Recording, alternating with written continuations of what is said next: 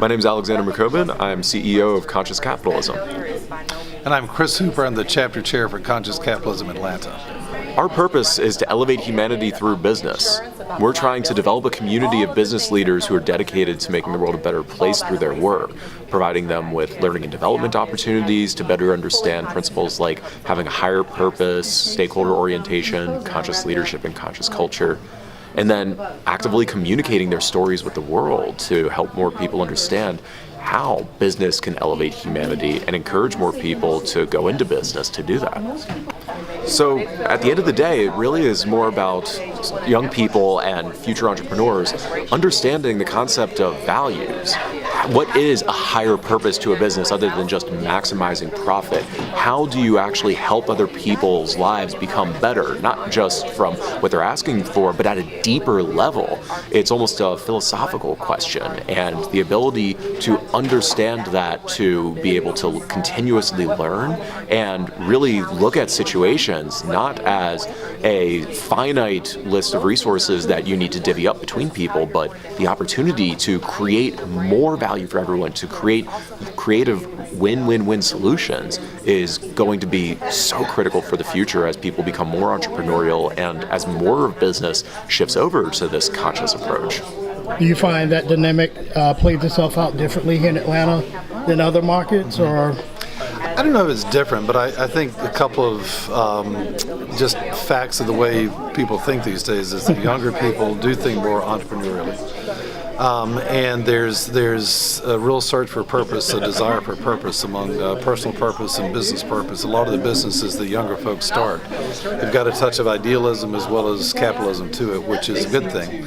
And a lot of what the chapters do underneath the national charter is just bring like-minded people together to share experiences and reinforce each other and just learn from each other. And that's not just young folks founding businesses; it's all age ranges. But there's a lot of people who do work in this area who've had success in this area and just kind of have built companies on principles that apply to lessons learned from other folks. So we actually like the idea that there's like an age range and experience range, like older entrepreneurs, younger ones learning from each other. And Atlanta is such a dynamic market with Fortune 100 companies and startups and tech companies and a big student population that we really want to have our chapter reflect what Atlanta is.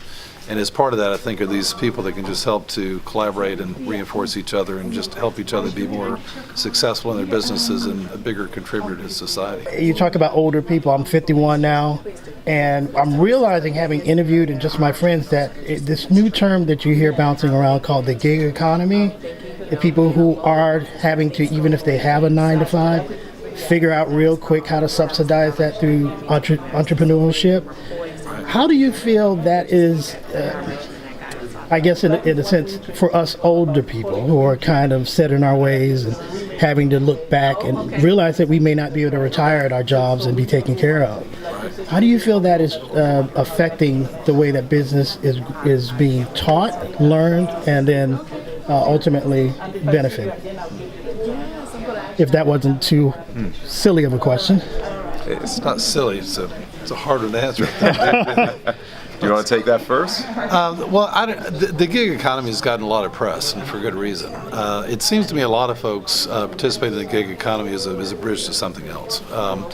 Even though I've actually had a few Lyft drivers, and I do Lyft and not Uber because they're a better company, but who have an amazingly well-articulated business strategy and really are serious about making a true business of it. But to your point, I think that's more the exception. I think a lot of folks that do gig economy is a bridge to something that's a bigger dream of theirs or a bigger purpose that they want to pursue.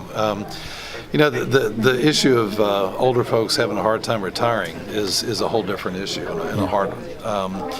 A lot of what conscious capitalism really encourages companies to do is to value employees, and it's not necessarily preaching lifetime employment, but it certainly is like, that your employees are an asset and that you can develop employees in the kind of culture where they have a very productive career that goes all the way to their retirement age. And you heard the SunTrust folks this morning talking about them doing work inside their company to help their employees to be more financially secure, which has got the double purpose of how they care for the employees, and then because they're a bank that's trying to share economic prosperity with their customers, that there's a duality in customers doing that for themselves and then sharing it with others. But that's a hard problem to solve, but I think would say that conscious capitalism, if applied well, could help to address that issue of people being older and not having a value or having a place in companies.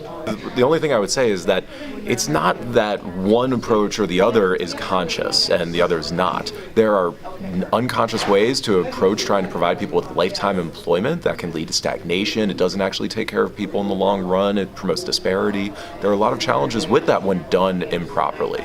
The gig economy, on the other hand, if done properly, can promote independence and the movement, the ability for people to go on and make more money in the long term. We've seen it practiced properly in several cases, but we've also seen it practiced improperly. And at the end of the day, it really does come down to whether these businesses and these approaches are being done in a conscious manner, living out principles like higher purpose and stakeholder orientation, or if they're not.